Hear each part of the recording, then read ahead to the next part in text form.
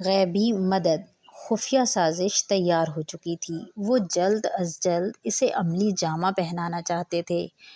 آپ صلی اللہ علیہ وآلہ وسلم کسی معاملے کے سلسلے میں بنو نذیر کے پاس تشریف لے گئے تھے۔ انہوں نے آپ صلی اللہ علیہ وآلہ وسلم کو ایک دیوار کے نیچے بٹھا کر باتوں میں لگا لیا۔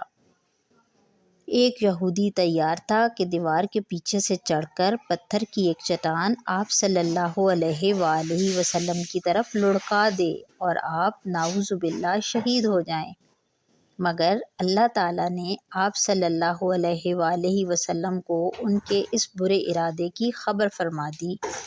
آپ فوراً وہاں سے اٹھ گئے اور ان کی ساری سازش خاک میں مل گئی۔ آپ صلی اللہ علیہ وآلہ وسلم کے خلاف کافروں نے طرح طرح کی خفیہ سازشیں کیں، مگر انہیں شاید معلوم نہ تھا کہ وہ الحسیب جل جلالہ اپنے پیارے محبوب کے لیے کافی ہے۔